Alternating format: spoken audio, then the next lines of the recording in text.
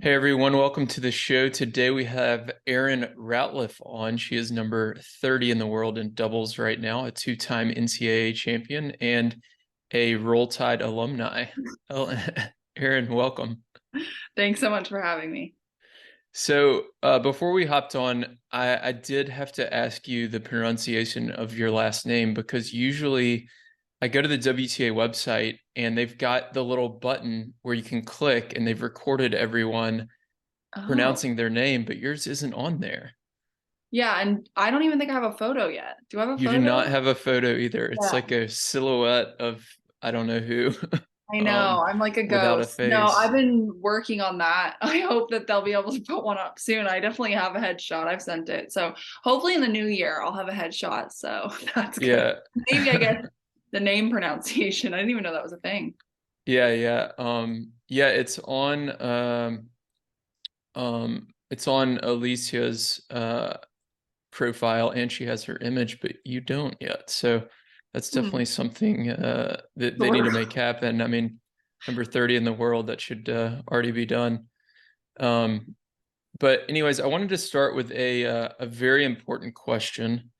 This is probably the most important question that I'll ask you today. What Okay. happened this year with Alabama football? Oh God. I hope I hope Saban doesn't listen to this podcast. I don't think he's a tennis fan, but I don't know for sure. His wife is. Oh, she is? Yeah, she used to come to That's funny. matches. Oh, well, maybe she's listening. Maybe. No, what happened? You can't be the best every single year. That's So, right. so I guess we had a little bit of a down year, and next year will be better. I'm sure y'all will be. Yeah. So 2022 was a good year for you. You got from around 50 in the world into the top 30. Um, you played a lot of the year with Alicia Rozolska. You won the title in DC with Jessica Pegula. What do you feel like you're better at today than you were 1 year ago?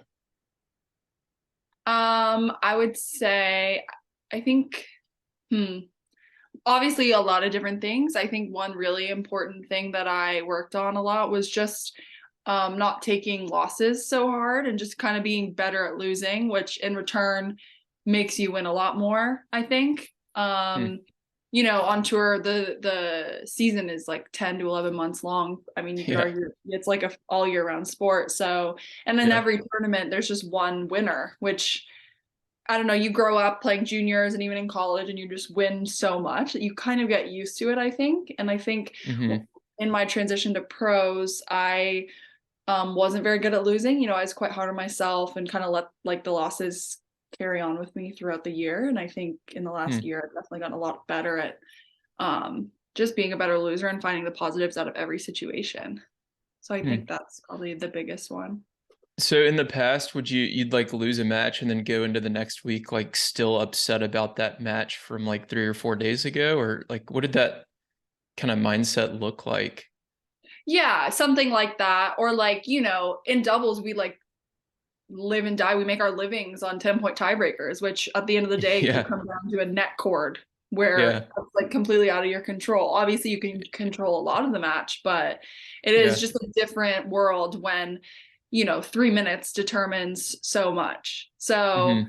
I guess in the past, I would probably like, yeah, like you said, just kind of dwell on like the losses and think about, I don't know, what serve, forehand, backhand, volley, like not poaching kind of vibes Hmm. rather than focusing on like the present. And it was Yeah, it wasn't super fun yeah. when I was like just like beating myself up over stuff like that. But I mean, I think all of us, I'm sure every tennis player has had like a phase like that. Hmm.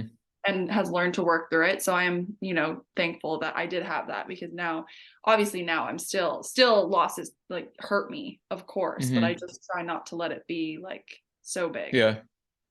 What about and this could be a similar answer, but what about 2 years ago? I was looking at your page on the WTA website and they've got like that ranking graph where Mhm. it kind of goes up. And for 2018, 2019, 2020, you were pretty consistent around 100. And then 2021 you jump up to 50, and then this year you jump up to 30. So what about the difference between 2 years ago when you were around that 100 mark to today? What do you feel like you've improved on a lot between then and now? Yeah. I Anything think, outside of like mindset, like your serve or return or net yeah, game or strategy, something like that? yeah, definitely. I think serve and return as far as like tennis game.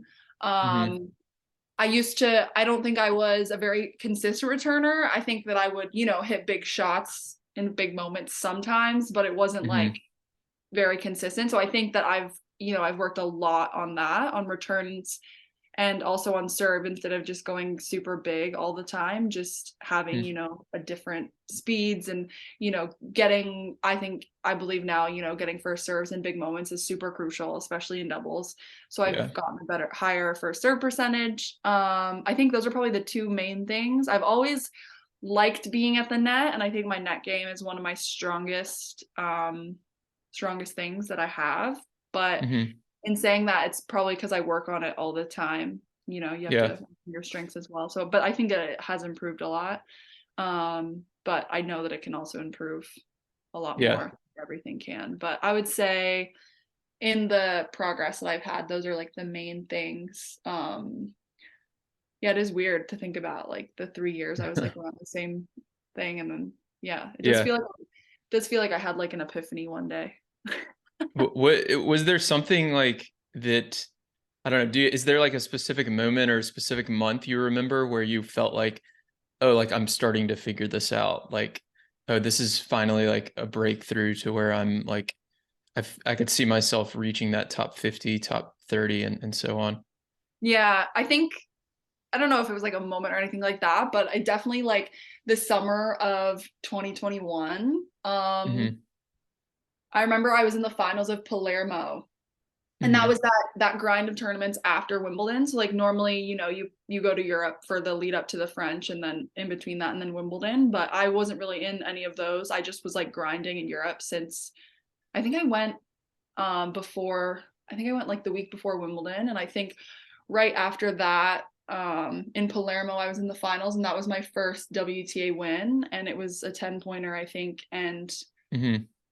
after that I had a decent amount of success, and I think that there was just like something that clicked there where I was like, okay, I need to stay really aggressive on big moments because everyone out here is like kind of panicking. Like everyone on the Mm. tennis court, like we're trying not to panic, but I Yeah. think we're all panicking. So it's Yeah. like you can just stay like as calm as possible and like go back to your basics and like what you can do, then I feel like you'll have Yeah. more success than you were having in the past. But yeah, Yeah. I I'm think my glad. Go ahead. I had my little sister. I don't know if you read, but she's a Paralympic swimmer. I did read that. Yeah. Yeah. And she had a really bad accident in June of 2021 where she broke her back. Mm. And it was like this traumatic event because, like, there was a point where it was in the gym. It was like a freak accident, but I was the only one in Montreal when it happened. And there was like, just like seeing her in the bed, like with like a neck brace, and like she broke her back. And like there at the beginning, like we were like, oh, is she going to be paralyzed? Like it was just Mm-hmm. kind of like a perspective, just like slap in the face. And then Yeah. I remember not wanting to leave her because she was like recovering from this. And it's the sister I live with now. I have two sisters, and I remember leaving Montreal and just being like, I don't want to leave. Like, I want to help her get better, Like, she at the time didn't know if she was going to miss Tokyo. She ended up missing Tokyo, but I just really didn't want to leave. And I was kind of like, well, if I'm going to leave, like, I'm going to make the most of, Yeah. what I'm doing, which sounds silly to say, well, why wouldn't I have done that before? But I don't know. It was just like a perspective, like little switch in my brain that was like, okay, well, if I'm not going to be at home, like helping her, then Yeah. I better win a lot.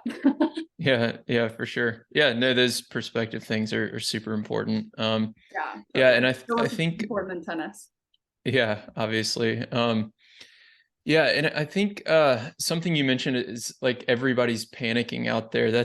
I wanted to kind of highlight that because I feel like there's so many players that most of the listeners are kind of club level tennis players. And I feel like so many players think that they are unique in how they react during like pressure points or during 10-point tiebreakers, and like their nerves are worse than everyone else's. And the Yeah. pros just have it figured out and they're so confident all the time. And like that's definitely not true. Like even Nadal and Serena and Federer, like they get nervous. It's how they what they do in those nervous situations that that really can make the difference. And I think going for it, if that mindset works for you, then that's like awesome that you figured that out, and kind of a great strategy for certain people. But I always tell people, you have to figure out what works best for you in those situations, because some people like to, take deep breaths. Some people like to bounce around at the back fence and look at their strings. It just depends. Depends on your style, I guess. So, Right. Yeah. um, so I wanted to ask. So I ask everybody, what's your story? How'd you get started in tennis? And I was reading your Wikipedia page, and it said you were born in New Zealand while your parents were on an around the world sailing adventure. So tell us about that, and then tell us your story about how you got started in tennis to playing in Alabama to now being a pro doubles player. Yeah, so that is true. My parents were sailing around. It sounds like it's a made up story, but it actually It is true. does. It sounds like it's from a movie. Yeah, yeah. So they're both Canadian, both my parents, and Hmm. well, now they're Canadian and Kiwi, but so they were sailing around the world. I think something like 2 or 3 years into the trip, my mom got pregnant with me, and they like met some Kiwis somewhere in like some island somewhere. I don't know the details, but they met some Kiwis and they Yeah. thought they were really nice, and they were like, "You should have your baby in New Zealand." So my parents were like, "Oh, yeah, let's do it." So then they like made it so their trip would stop around New Zealand by the time my mom was about to give birth. So then I was born, and then I have two younger sisters, so they were both born in New Zealand, and they, Hmm. they settled there. They bought a house. My dad was working and all that jazz. And then Hmm. we moved back to Canada when I was like 4.5. Okay. Um, and then I never played tennis when I was young in New Zealand. Obviously, a lot of people don't play tennis when they're like two. Yeah. Yeah. Yeah. But I think I picked up a racket when I was like 6 or 7. It was like in where I'm from outside Toronto is called Caledon. It's like a little town, and they have a tennis club, and Hmm. it was like free Wednesday nights tennis for kids. So my parents put me and my sisters in it, just I think so they could have a break. And I guess Hmm. my sisters hated it and I loved it. So Okay. so then I met my coach in Guelph, Ontario, Harry Greenan, when I was like 10 or 11. And I worked with him until I was like 16, I think. And then I moved to Montreal to train at the National Center with Tennis Canada. Hmm. And then I was there for like a year and a half or 2 years until I went to Alabama. And then, yeah, had chose Alabama. Took a bunch of visits to different bunch of different schools. And had some success at Alabama and loved it there, especially the football. Yeah. And yeah, then I guess I went pro almost immediately out of college. Hmm. I've been playing, And I you think played ever. all 4 years, right? And Yeah, graduated. yeah, I Yeah. graduated, yeah, in 2017. Okay. Awesome. And Yeah, and you won two doubles titles at Alabama, right? yeah. Um, I wanted to ask a little bit about that. So like what's your take on like turning pro versus going to college? Obviously you went all 4 years, graduated, and then turned pro. What advice would you give to somebody who's say like 18 and really good at tennis and maybe they can go pro now versus trying to go to college for at least a couple of years, or even all four in your case? Yeah, I think it really depends on the person and the personality that they have. I think Hmm. a lot of people get better in college, and then I think a lot of people don't. It really depends on I guess what your priorities are, or like, you know, what coach you have and the Yeah. people around you. There's like so many variables that come into play. I would say both, it's hard to choose both. I was like, so I really didn't know what I wanted to do, and um it ended up just like, you know, getting an education for free was really big for me and for my parents, I think. And Hmm. um I don't know, I don't, it's hard to give advice unless without knowing somebody's like personal, what they're Yeah. trying to do, I think. But I think you can make both work 100%, you know, like going pro Sure. out of high school, I think you have to be really mature and have experienced a lot in order to make that successful. Hmm. Um, and in college, you get all the resources to be successful there. And, you know, it takes a little bit of stress off the financial part of it because you're not traveling around the world and you're getting a degree. So I think definitely both options can work, and it just depends on the person. So let me rephrase it a little bit too. What advice would you give yourself when you graduated Graduated high school or college? college? So like this is 2017-ish, is Yeah. that right? Yeah. Okay. 2017. Okay. Um, that's really hard. I feel like going from university to the pros is like such a slap in the face because you have everything like handed to you when you're, you know, a D1 college athlete. There's Hmm. like the nutrition team and like the huge gym and the workout and the coaches and all the people. And it's just Yeah. like then when you're on tour, you're just completely by yourself, which is, Hmm. I think, how most people would feel. I mean, depending on the situation, but advice I would have given myself, whew, that is really hard. I would say, you know, kind of going back to my other thing that I said had gotten better is like, you know, realize that everyone's losing every single week, basically. Yeah. So you're trying to find the positive in everything. Surround yourself with people that care about you and are really positive no matter what the situation is. Cause I know that, you know, I've found the people that have helped me have success and that I want to surround Hmm. myself. And um, they're just so positive because it doesn't really, like, at the end of the day, like as long as you're, you know, happy and enjoying it and loving everything you're doing with those people, then it's Yeah. Yeah, it gonna seems be. like it starts with mindset first, and then you can get into more of like the actual, I guess, playing tennis, right? Yeah. Yeah. None of it, I guess none of the things I actually just said had to do with like forehands and backhands. Yeah, but the forehands and backhands, like especially at your level, are not going to be, they're not going to work if you're out there with the wrong attitude or the wrong Yeah. mindset or whatever it may be. So, yeah, definitely good advice. Um, so now you said you're in Montreal right now and Yeah. headed to New Zealand tomorrow. What Yeah. has the off season looked like so far? And then what do you have planned for the next couple weeks leading up to the season? Yeah. So I stopped my last tournament was in Guadalajara in Mexico in like mid-October. Hmm. I took some time off. I went on vacation to Mexico. That's what it Okay. started with at the very Nice. beginning. Did you play Uh any tennis there in at my in on my Mexico? vacation. No, Yeah. No. no. Okay. How long was the vacation? The vacation I only went there for like a week, but I took a full Okay. month off of tennis. Oh, really? Okay. And you didn't pick up a racket at all? No, no. Wow. Okay. I'm always curious, like in the off season, like if y'all are still playing like once or twice a week, or if people do take a full month off Yeah. sometimes. Okay. I think it depends. I've heard of a lot of, I think it depends because I know a lot of like a lot of people even before, like they just lose the rhythm, you Hmm. know, so I think they want to hit like a couple times a week, even if it's like super light. For Yeah. me, it's like really important to like mentally be completely away from tennis for like a month, 3 weeks to a Wow. month. Okay.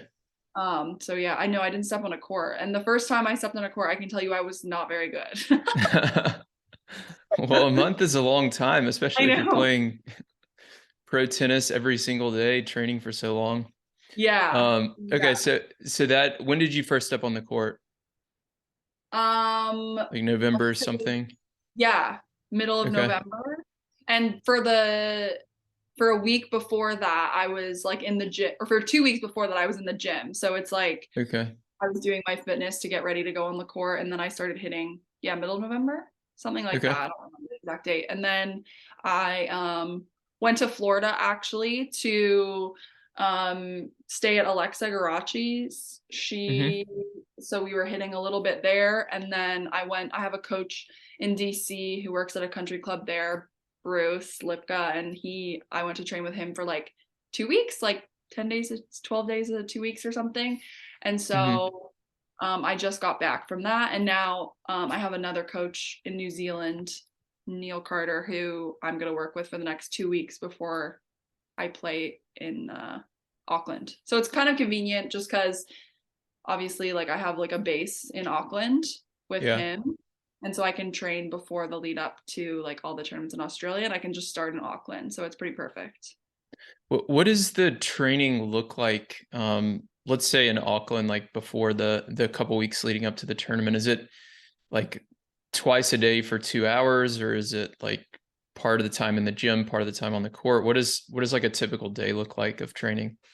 Yeah, so the past few weeks have been like twice on the court, twice a day, normally for like, yeah, that's about right, like hour and a half, 2 hours, Okay. sometimes 2.5 if I have a lot of energy. Yeah. And then once in the gym. Um, the first week, like when I first stepped on the court, it was like twice in the gym, once on the court. So that's kind of the way that I like to do it. Mm-hmm. In Auckland, it'll probably be more like kind of what I've been doing, like 2 times on the court and then 1 time in the gym. And the same Okay. kind of same thing, like hour and a half, 2 hours ish on the court. And then normally like a day in between, I'll just go once on the court. And is there, I'm always curious, it's so different for um a lot of doubles players because you talked about you worked with this one coach and then you went to DC for another one and then you've got another coach in New Zealand. Mm. Um, so I'm curious, like, is there, you can talk about this off season or you can just talk more generally in most off seasons or through the year. Like, is there something specific you're working on during these couple of months? Like, oh, I really need to focus on returns against second serves, or I really need to work on my offensive volleys or something like that. And then you go to the coach and say, hey, here are the things I want to work on. Or are they all like talking with each other and saying, like, hey, I know you're training with Erin for the next few weeks. Here's the things we were doing. Here's what I'm seeing. Like, how does that process work for continuing to develop your game? I'd say it's a bit of everything. I always kind of have things in my mind depending on what part of the season it's in, like what I want to Hmm. work on, and it's different. This off season, so I basically just have two coaches that I'm working with right now, and they talk to each other. So Okay. I kind of just go with what they're thinking. Like when I was in DC, like he would run the practices and tell me every drill to do based on the film that he watched for the whole year and matches he's watched when he's come to tournaments. Yeah. And then it'll probably in Auckland just be a bit more like live point play kind of things to work on, like drills rather than like um, specific things because it's like Hmm. almost playing time. But they talk Right. to each other, so I just let them communicate. For me, it's better when everything is like laid out for me and like they tell me exactly what to do. I Yeah. will say like a shot or like things that I'm thinking, and then they'll say, okay, well, that means we can do this drill. But I never would be like, oh, I want to do this specific drill. It's not Okay. really, I think it depends on the person. I'm sure a lot of people Sure. would do specific drills, but normally I'll just be like, oh, we can do this drill that I did like a month ago. And they'll like, yeah, that works. Okay. Okay. That makes sense. Yeah. Um, and then what are your plans for 2023? Are you gonna team up with Alicia again for most of the year, or do you have a new partner? So yeah, Lacey and I are playing what are we playing? We're playing Adelaide the lead up to Aussie Open and then at Aussie Open for sure. And Okay. then in Auckland right now I'm playing because Ala's playing the United Cup for Poland. Hmm. And so I wanted to play in Auckland, so I'm playing with Caroline Dolehide for that one. Okay. We have Nice. a little bit of a different schedule, so I'll see what happens after Aussie Open. I don't think we know yet. Yeah. Um, so I want to get into a little bit of strategy and kind of double specific questions. Uh, so how do you prepare for, so we talked about the off season a lot. How do you prepare during a tournament? Let's say it's like Thursday and you have a quarterfinal match or something, and it's at 5 p.m. What does that day look like for you? What time do you wake up? What time are you hitting? Is there any specific type of training you're doing to kind of warm up before the match? Talk a little bit about the day. Yeah, so if I'm having like a later match, I normally try to like stay up late and sleep late because I know that I'm gonna be up really late for the match. Mm-hmm. And then so I guess if I'm playing at 5, I'd probably warm up at I'd probably start doing like a physical warm up at like 1:30 and hit from like 2 to like 2:45, 3. I personally like having like a longer tennis warm up, especially for doubles matches, which is obviously basically all I'm playing now. Mm-hmm.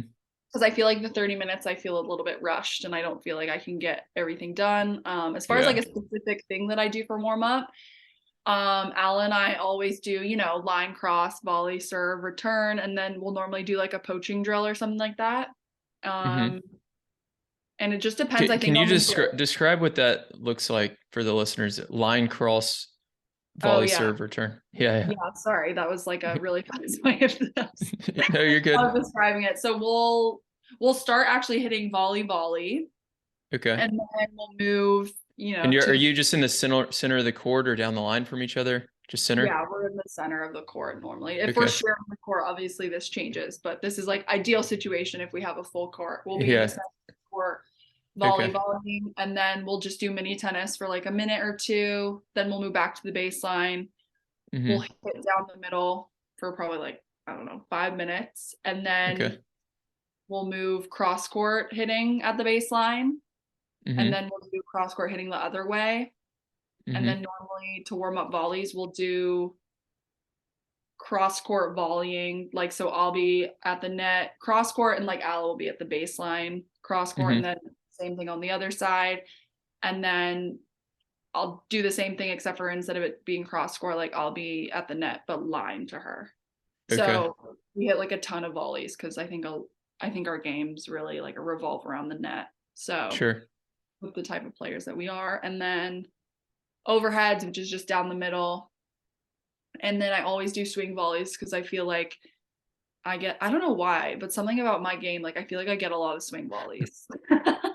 Well, you've got a pretty good serve, so I'd imagine a lot of people try to just like lob it back or have to God. stretch and Yeah. yeah. Yeah. So, So I always warm up swing volleys.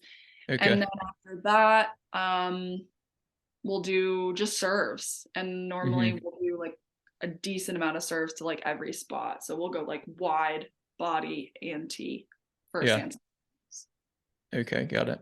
and we'll just And go. you're working on returns for your side during that too, I imagine. Yeah. Yeah. Yeah. So with Ally, I played the deuce side, but I've kind of played both. But Okay. Um, so next question is, this is a little different. I don't think I've ever asked this question before, so let's see how it goes. Um, Describe your ideal doubles partner's playing style. So you've got your own playing style, right? And think about like, imagine in your head, okay, I can create the perfect doubles partner for myself. What does their playing style look like? And tell us why it's effective with your game. okay. Well, I guess obviously Federer. No, I'm just kidding. I would say Federer's serve, Nadal's forehand, Djokovic's yeah, return. like literally just mesh all like the four greats together. No, Yeah. I'm kidding. I would say someone that really likes to come to the net a lot. Okay. Or at least, not all the time. Like doesn't necessarily have to serve volley all the time, but just, wants to be at the net. Okay. Um, maybe is like a little bit more crafty because I'm more like power and, Hmm. you know, Yeah. Yeah, less you see accuracy. that work a I try lot. to do Yeah, accuracy, yeah. but Yeah, you see that work a lot with the I feel like especially on the WTA tour, like there will be one player who's like really steady. Like Shea Sue did this really well. Like she was always Right. really steady, and then Right. sometimes you have a partner who like kind of finishes the point off. Yeah. I feel Yeah. like That's so, Krejcikova and Siniakova are like that. Like Siniakova finishes the point. Krejcikova is just solid from the baseline. yeah. So, One's like a little bit more flashy. The other one's like going to make like a lot more balls. So I feel like, yeah, I would say someone that like makes a lot and is a little bit more crafty just so that I can kind of feel free to go for it because that's hmm kind of the game style that works for me. hmm Um, I don't think I mind honestly what side. I've been playing the forehand a lot more and I've had more success on the deuce side, but hmm. I've played both. Like with Jesse when we won DC, I was on the backhand, so I Yeah, don't think I really look at who I'm playing with, like what side they play, as much as a lot of doubles players, because a lot of doubles players are like only play a certain side. right. Um, I'm trying to think. Yeah, I would just say like, and I guess there are some players that are more like, you know, just even keeled with their energy, but I like people that give me energy because I feel like that gives Yeah, someone to like bounce off of, like kind of use each other. So I guess that yeah, would be my ideal partner. And like they yeah. never make a mistake.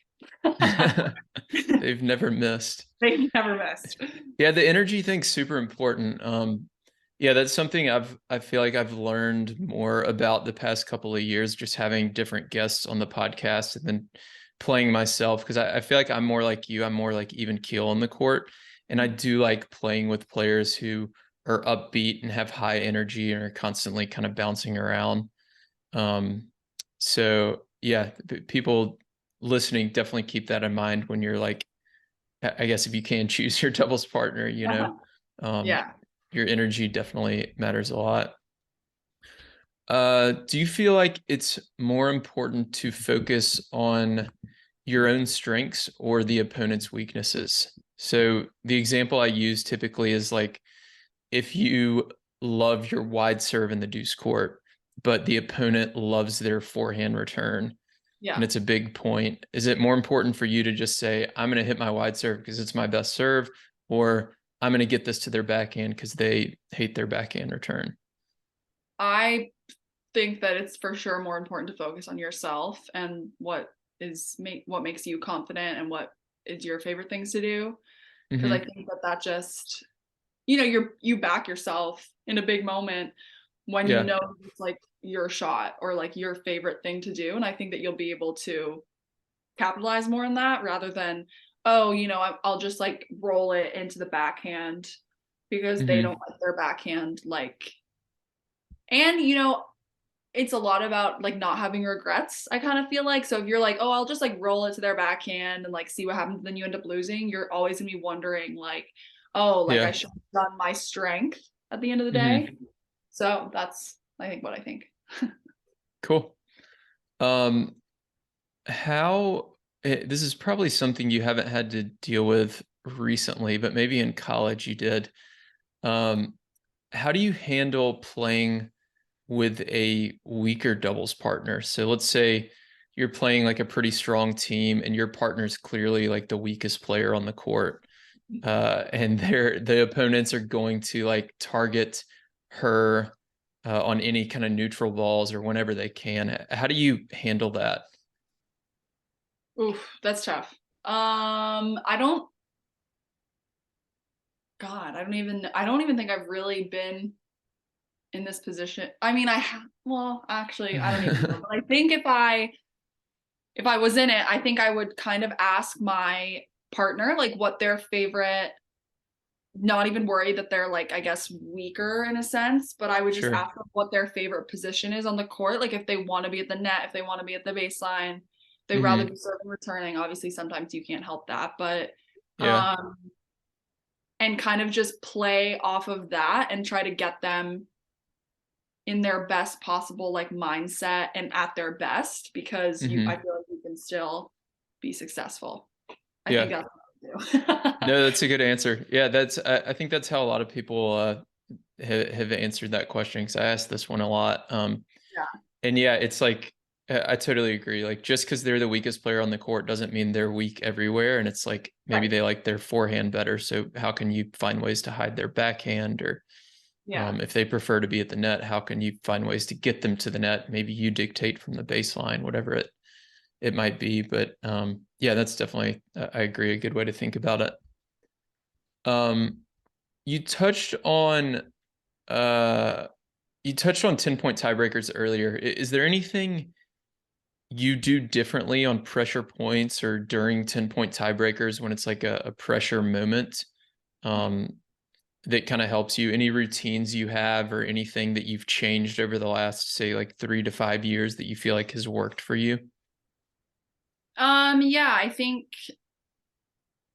one thing that has worked for me is like if I'm one specific thing is like if I'm serving and it's a really big point, a lot of the times, because you're really nervous and you're thinking about the outcome and all this stuff, because you can't really Hmm. help it. I ask, especially when I'm really comfortable with my partners, like I'll ask them, like, what serve do you think I should hit? Hmm. And I think my serve is one of the best parts of my game. And so normally it's not like I can't hit one of the serves that they would say. So as long as I'm confident or as long as I hear what they say and I'm like, okay, well, that's what I'm focused on rather than Yeah, focusing on like, the opponent or the moment or something like that. I do that with Al a lot. I would ask her like, okay, what serve do you think I should hit? And most of the time it works out. Or interesting. maybe it doesn't work out, but I hit a good serve and like that's not the reason that it didn't work out kind of thing. Yeah, But I think yeah, it's a sure. bit different to a lot of people because I think a lot of people want to just hit their go-to serve. Yeah. Yeah, that's interesting. I've not heard that answer before, but I like it. Yeah, I think that's one of those scenarios, like I was saying earlier, I feel like it's you just have to figure out what works for you. And it sounds like, you know, trusting your partner to make the decision and then you just executing it is the best strategy for you Yeah. in that scenario. Um, are there any tools or kind of training that you do on or off the court that is significantly different from some of the other players on tour? Anything that you use, anything that uh, comes to mind? Um, Or something like something that you found like in the last, say, 3 to 5 years, that you started using on the court or off the court, and you're like, I can't believe I didn't have this before. This has helped me so much. like a drill or something, or like something I've Sure. worked on. Yeah, a drill. It could be like I don't know. I know some people use like Theraguns, and it's like, oh, it's helped me warm up so much, or resistance bands, or something that you feel like has helped you a lot that you didn't use, and then you started implementing or using. Um, I don't know if this is like so basic for like a doubles player, but when I started working with this coach in DC, Bruce, he Hmm. like won't let us start with warming up, letting the ball bounce. So it's like volleys from Hmm. the very beginning, like, and it really has helped me with like especially like I feel like my drop volley because you're really like getting under the ball and you're like up close to the net. So Yeah. that's kind of where we start like almost every session I've ever had with him is like, Really? Okay. yeah, always No, volleys. that's a really good answer. Yeah, I think I might. I think I'm gonna try that. Yeah. No, that's a really good answer. I mean, yeah, that those little tips and stuff. I mean, a lot of the listeners will start to implement that, and then I'll get emails and they'll say like, "Oh, I listened to the episode with Erin, and she said to do this, and it's really helped a Oh, lot." So that's yeah, that's awesome. oh, It's that's a great cool. answer. Um, so you made the quarterfinals at the Australian Open in mixed with Michael Venus. Is there anything you do differently in the majors for mixed than you do for women's? Like anything strategic or um, just kind of on the court, anything that changes for you? Um, yeah, it's like a completely different game. Like I can't even describe. This was my first year of playing mix, and I did play it at all the slams, so that was Yeah. obviously great. I love it. It's Uh-huh. super fun. But it's like completely different to playing like women's doubles. I feel like it's just more like, yeah, I don't know how to describe it, but it's just really different. It's really fast. You feel like you're getting hit at like a lot. Uh-huh. Um, you kind of just have to like, it's kind of sometimes when they're serving, like especially first serves, it's kind of like a penalty shootout in soccer, which that's the only thing I thought of right now because of FIFA World World Cup. Cup. But like it's like you have to just guess a side. And if Yeah. you guess right, like lucky you, like you can chip it back and play or hit it or whatever. Yeah. So yeah, I guess that's one thing that I do differently. And I don't know a lot of the partners that I played with I've played with like 3 different people, so I don't know them that well. So it's Uh-huh. different, getting to know them like as the match is going on is quite interesting. Yeah. Um, but yeah, hopefully I'll have a little bit more experience this year and be a Who did better. you play with, and what did you do to like before the match to try to get to know them, or like how did y'all talk about your games and stuff Yeah. to adjust? Yeah, so when Mike and I played, we like just chatted and had a coffee before and like said, what we both like to do and didn't like and what sides we played. At the Mm-hmm. time we were both playing the same side. Okay. So that's fine. Like I just went on the side that I wasn't playing, which didn't matter to me. But we just kind of Mm-hmm. chatted like what we like to do, if we serve and volley, if we don't serve and volley, if we want to call it or talk kind of things. And Mm-hmm. um I guess it was kind of similar. I played with Ariel Bahar in Mm-hmm. at the French Open, and then I played with Andreas Mies at Wimbledon and at US Open, and it was like a similar Yeah. situation. Just asked like game styles and stuff, and then obviously Andreas, we played twice together, so I kind of knew the second time going around. The second time actually at US Open, we were an alternate. The cut was absolutely wild. Like we were both ranked 30. Yeah. Yeah. And I was called for the match. I was like 30 minutes into a massage, like completely done for the day, had no match clothes, and then had to go and like play our mixed match. And I was like half asleep, like had an espresso, like trying to wake up. It was so frustrating, but it just how Oh it my is. gosh. Was Yeah. that against Nicole and Yeah. And then his Kevin? partner. Okay, yeah, yeah. I was watching that. I was there for that. I remember watching uh most of the match. I think I left in like the second set or something. That's funny. Yeah. We were both like getting treatment when we got the call. Like we were done for the day, and then they were like, "You're in," and we were like, obviously happy, like duh, Yeah, but yeah. so, Yeah, that's it was funny. tough. Um, so you talked about starting your warm up with the volleys. Are there any other doubles drills that you feel like have helped you a lot the past several years? Um, I like doing any drill that's like um working on volleys and overheads at the same time because I feel like Mm, in women's tennis at least, I don't think overheads is our strongest hmm. thing that we can do. So I feel like there's a lot of lob. So I think if you can like perfect that movement, not even just the overhead, but just like work on the movement, just being quick, going up and then back. That's like a huge thing. Yeah, I feel like yeah, for yeah. me, that's been huge. When I do it, I just do it like I'll hit a volley at the service line and then a volley or 3 volleys. So like service line, 2 feet inside service line, and then 2 feet away from the net, and Hmm. then get a lob. So it's like a pretty hard Okay. drill, exhausting, but yeah, I think that's one that's really helped me for sure. Yeah. Yeah, that's a good one. Definitely for club level players too, because there's a lot of lobs at the club level. And yeah, it's one of the things, one of the most popular questions I get is like, how do I beat these players who keep lobbing me? Yeah, And one of the first answers is work on your overhead. So yeah, so that's a really good drill to yeah, good point. Like not only working on your overhead, but working on your movement so you can get back quicker and get to right, those balls a little bit faster. totally.